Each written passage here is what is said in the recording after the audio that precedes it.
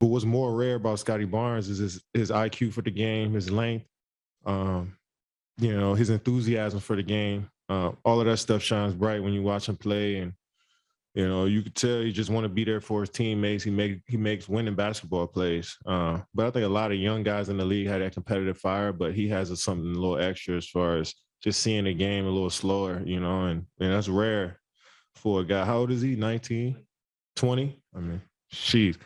He knows how to play the right way, and he's only going to get better. Hey everyone, what's going on? It's your guy Manny, and this is The Lineup.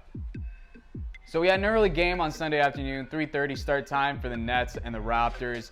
Now at first the game looked like it could have gone either way. In fact, the Raps actually had a 60-53 lead at halftime, and it looked like the momentum was on their side, but Brooklyn came back, and in the third quarter they just had a really, really great quarter. Ultimately, the Nets won the game 116-103. I know it sucks, but the Raptors are back in action tonight against Boston. However, before we get to the Celtics, let's take a look at the call review. Oddsmakers did favor Brooklyn by 3.5 points, as well as on the money line. They were right, and I was wrong about everything.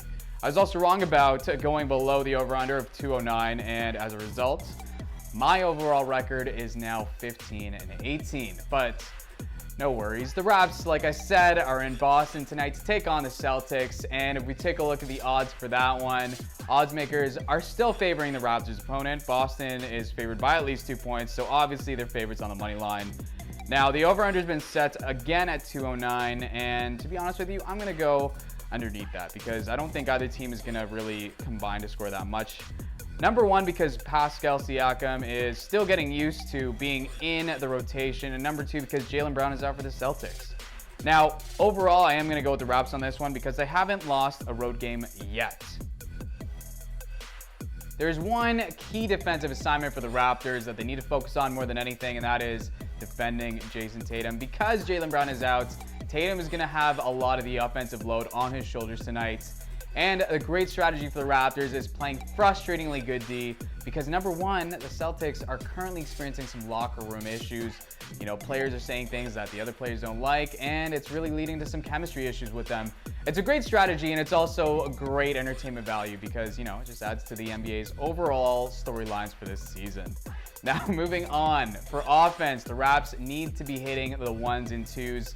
Anything within the three-point arc is where the Raptors need to be getting their buckets because that's where they're most efficient from. Most of their offense is actually generated within that area. So the Raptors can continue to do that, especially since Boston's interior defense isn't elite.